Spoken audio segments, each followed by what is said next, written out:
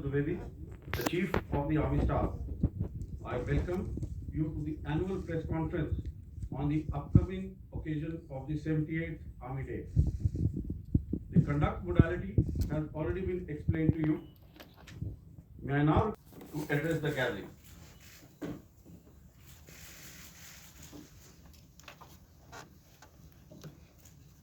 You have to organize seat also for the lady.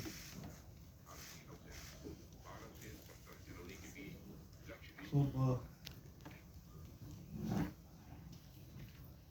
Jai Hind and good morning. I extend my New Year greetings to all of you and through you to every citizen of the country. As we also mark the auspicious occasion of Lodi Festival, Veterans Day and Army Day, I want to acknowledge the vital role you play in connecting the Indian Army with the nation. Your responsible and accurate reporting strengthens public trust and helps present the Army's work in its true perspective. Of course, Op Sindoor was a witness to both, that is the patriotism and over-enthusiasm. So the past year saw a sharp rise in the number and intensity of armed conflicts worldwide. These global shifts underline a simple reality. Nations that stay prepared prevail. In this backdrop, Operation Sindoor, India's calibrated and resolute response to cross-border terrorism, demonstrated our readiness, precision, and strategic clarity. Through our various initiatives, as part of JAI, that is Jointness, Atmanirbharta and Innovation, clarion call given by Honorable Prime Minister in September 25, Year of Reforms, given by Honorable Raksha Mantri in January 2025, and Indian Army's own Decade of Transformation, we can be justifiably very satisfied with the progress made during the year 2025. Now let me take on one by one, especially with the security issues. Northern Front. The situation along the Northern Front remains stable, but needs constant vigilance. Apex level interactions, renewed contact, and confidence building measures are contributing to gradual normalization of situation. That has also enabled grazing, hydrotherapy camps, and other activities along the northern borders. With our continued strategic orientation on this front, our deployment along the line of actual control remains balanced and robust. Concurrently, capability development and infrastructure enhancement are progressing through a whole of government approach. As regards the Western Front, following the Pahalgam terror attack, a clear decision to respond decisively was taken at the highest level. Op Sindoor was conceptualized and executed with precision. Through 22 minutes of initiation on 7th May and an orchestration that lasted 88 hours up to 10th May, the operation reset strategic assumptions by striking deep, dismantling terror infrastructure, and puncturing the long-standing nuclear rhetoric. The Army successfully destroyed 7 out of the 9 targets and thereafter played a pivotal role in ensuring calibrated response to Pak actions. As you may be aware, Operation Sindoor remains ongoing. Any future misadventure will be resolutely responded to. Here I must acknowledge the proactive role of all stakeholders at the national level, including CAPFs, intelligences, civic bodies, state administration, and other ministries, whether it's MHA, Mayati, Railways, and many more. Operation Sindoor was the best example of tri-service synergy under clear-cut political directive and full freedom to act or respond. In J&K since 10th May, the situation along the Western Front in J&K remains sensitive but firmly under control. In 2025, 31 terrorists were eliminated, of which 65% were Pakistan origin, including the 3 perpetrators of the Pahalgam attack neutralized in Operation Mahadev. Active local terrorists are now in single digits. Terrorist recruitment is almost non-existent, only 2 in 2025. Clear indicators of positive change in J&K include robust development activity, revival of tourism, and peaceful Sri Amarnath Yatra, which saw more than 4 lakh pilgrims, exceeding the 5-year average.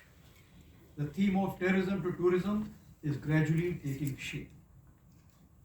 As regards the Northeast, neutral, transparent, and decisive action by security forces, along with many proactive government initiatives, have led to a marked improvement situation in Manipur during 2025. Peaceful conduct of Durand Cup, resumption of cultural festivals like Shiroi Lili, Sangai, and renewal of suspension of operations, that is SU, with Kuki insurgent groups in September 25, have been key markers of stability. In response to turbulence in Myanmar, a comprehensive multi-agency security grid comprising of Assam Rifles, Army, and Home Ministry is working towards insulating the Northeast from spillover effects. With successful conduct of phase 2 elections in Myanmar, we should be able to engage each other more effectively. As regards the HADR, Humanitarian Assistance and Disaster Relief, the Army operated across 2 neighboring countries and 10 states. It rescued over 30,000 people, and during the Punjab floods in Pathankot, some of you would recollect the daring rescue of the CRPF personnel by an Army aviation helicopter from a collapsing building. In the border states, where I have delegated full authority to my div commanders, the Army was able to act even before formal requests were received from states. This reaffirms our role as the natural first responder during HADR crisis. Here, I must mention 14 Rajrif, Dharali, Uttarakhand, which lost 1 JSU 9 other ranks, continued to focus on the complete rescue operation and coordination at the initial stages. And that's what the military motivation all about. Our 17 HADR bricks which we have planned are gradually taking shape pan-India. Now the battle of the future will not be won by a single arm or even a single service. It will be a national level enterprise.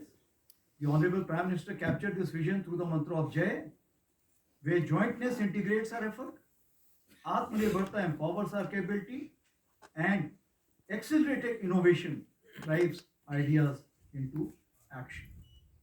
So based on the lessons drawn during Op Sindoor and in line with the Indian Army's belief that change must come at the velocity of relevance, we prefix the verb acceleration to all our nouns, that is, initiatives. We followed what Subhash Chandra Bose once said, no real change in history has ever been achieved by discussions alone.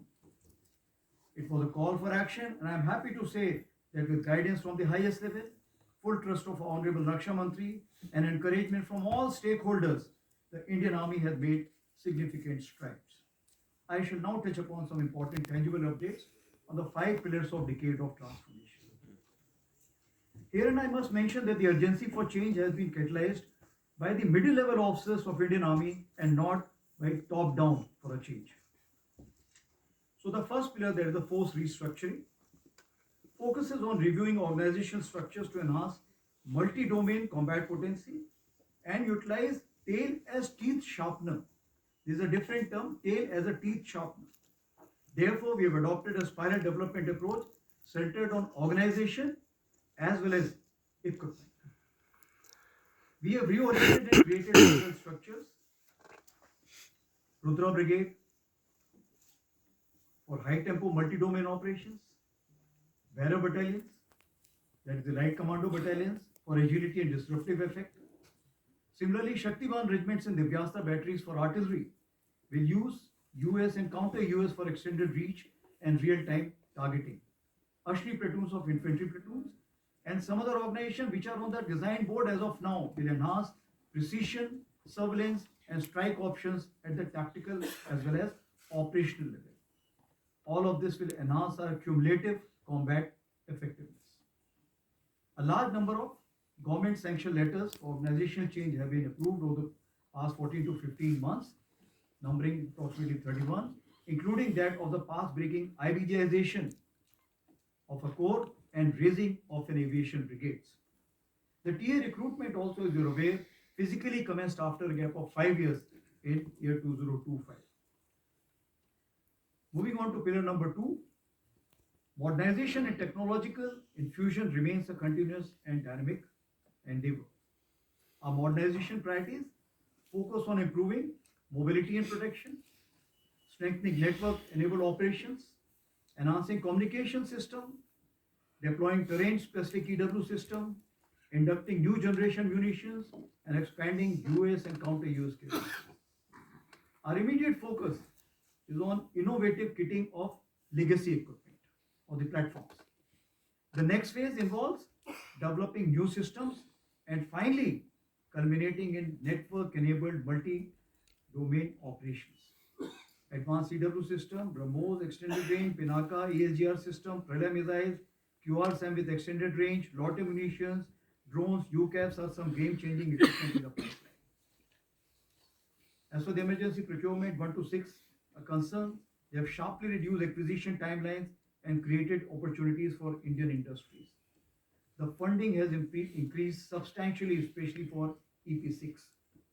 For the first time, even the core commanders have been empowered with emergency procurement powers. The modernization of logistics has included induction of logistic drones and robotic mules in large numbers. Now, this induction is not enough. This time, in the central sector itself, approximately 10 tons